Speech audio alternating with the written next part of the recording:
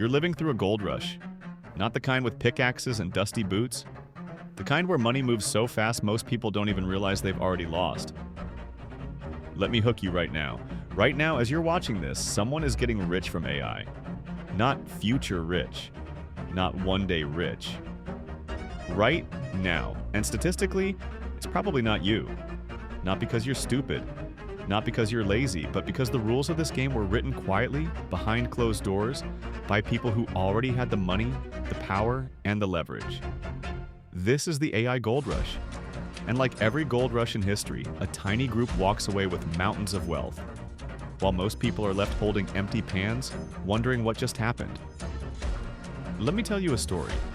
In 1849, when gold was discovered in California, thousands of ordinary people rushed west. Farmers, workers, immigrants, families. They sold everything they owned chasing freedom. Most of them died broke. You know who got rich? Not the miners. The people selling shovels, the people owning the land, the people financing the operations, the people who arrived early and quietly.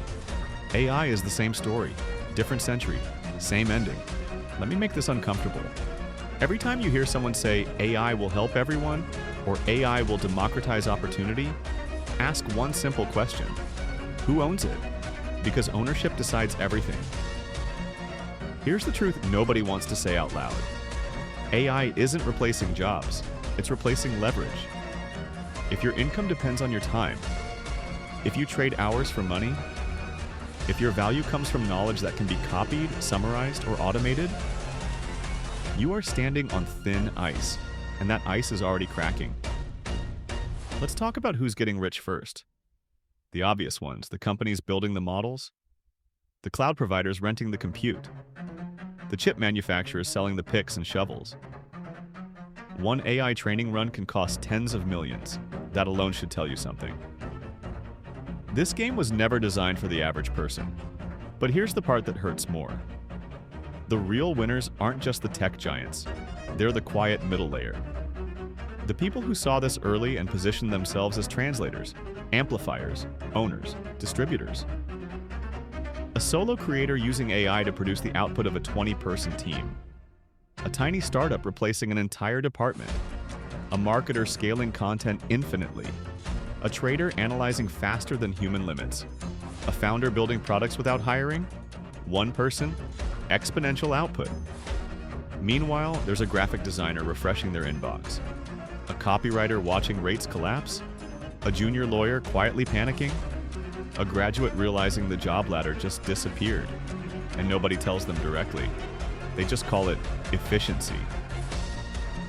Let me tell you another story. A customer support agent I spoke to recently, 10 years in the job, loyal, reliable, never missed a shift.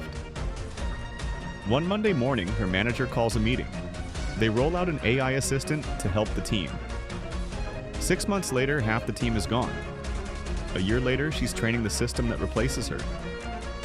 No villain, no evil laugh, just optimization. She didn't fail, the rules changed, and that's the pattern. AI doesn't arrive like a meteor. It arrives like an update. Quiet, gradual, polite, until one day you realize the floor underneath you is gone. Here's the truth bomb nobody wants to hear. The future isn't about skill anymore, it's about position. Two people can have the same intelligence, same work ethic, same talent. One gets rich, one gets replaced. Why? Because one owns the system, and one is inside it. This is where fear creeps in. Because for the first time in modern history, white-collar workers are experiencing what factory workers felt during automation, and they are not emotionally prepared. We told an entire generation, go to school, get educated, learn cognitive skills. Your brain is your moat. AI just jumped the moat. And the scariest part? It doesn't even need to be better than you. It just needs to be cheaper. Faster. Available 24/7. Good enough. That's it. Let's talk about who's getting left behind. People who rely on credentials instead of adaptability. People who wait for permission. People who assume institutions will protect them. People who believe loyalty still matters. That hurts to hear. I know, but denial won't save you. Here's another uncomfortable truth. Governments are behind. Education systems are outdated. Regulation moves at the speed of paperwork. AI moves at the speed of code.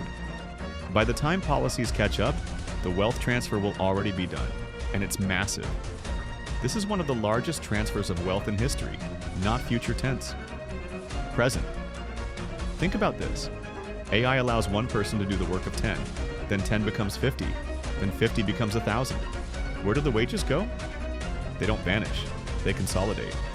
Upwards, to owners, to shareholders, to platforms. And platforms don't feel guilt. Here's a story that should scare you. A small publishing company, 20 editors. AI comes in to assist with proofreading. 1 year later, 2 editors remain. Same revenue, higher profit. The CEO calls it success. The editors call it survival. The rest call it unemployment. Now zoom out. Multiply that across finance.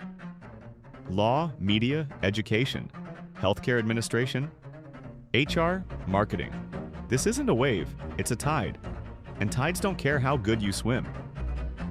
Now, let's flip this, because here's the part nobody talks about enough. AI doesn't just destroy, it amplifies. If you already have an audience, AI makes you louder. If you already have capital, AI makes you faster.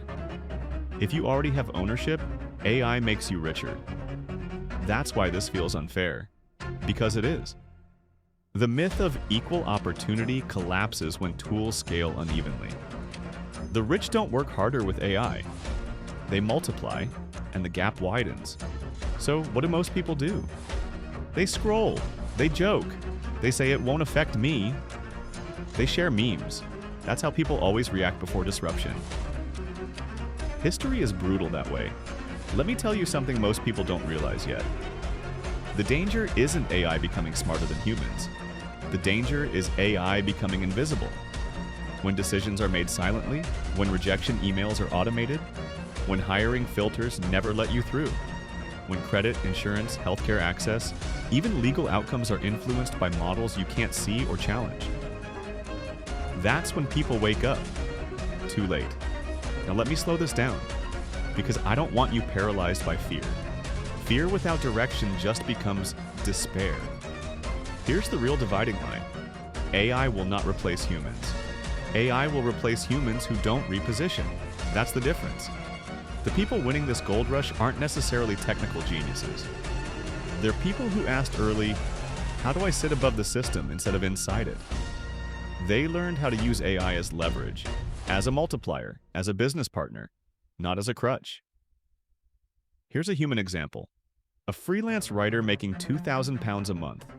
Struggling, burnt out. Instead of fighting AI, she builds systems around it. She uses AI to draft. She edits with taste. She packages content. She sells outcomes, not words. 6 months later, £10,000 months. Same brain, different position. Now contrast that with another writer who says, AI is ruining the industry. Both statements can be true, but only one pays the bills. This is the harsh reality. You can hate the gold rush, or you can learn how to survive it. But you can't ignore it. And here's the real truth bomb. Most people won't adapt, not because they can't, but because change threatens identity. If your identity is, I am a lawyer, or I am a designer, or I am a professional, AI forces a terrifying question. What if that's no longer enough? That's not a skills crisis, that's an identity crisis. And most people choose comfort over reinvention. That's why wealth concentrates. Because discomfort is expensive emotionally. Now let me speak directly to you. If you are watching this and thinking, this feels unsettling, good. That means you're awake. The worst place to be right now is comfortable and unaware. So what do? You stop asking, how do I protect my job? And you start asking, how do I build leverage? You stop competing with AI, you start directing it. You stop selling time. You start selling outcomes. You stop waiting for permission. You start experimenting loudly and badly. Because the people getting rich right now, they're not perfect. They're early. And early beats perfect every time. Let me leave you with this image. The gold rush is happening. The river is already crowded. Some people are drowning. Some people are building rafts. The worst thing you can do is stand on the shore arguing about whether the river is real. It doesn't care. AI is not coming. It's here. And the question that will define your future isn't, will AI affect me? It's this. When history looks back at this moment, will you be remembered as someone who used the tool or someone the tool replaced? If this hit you, if it scared you, if it made you uncomfortable, good. Stay uncomfortable. That's where adaptation starts. Watch till the end of this series. Learn, question, reposition. Because the AI gold rush doesn't wait, and silence is the most expensive choice of all.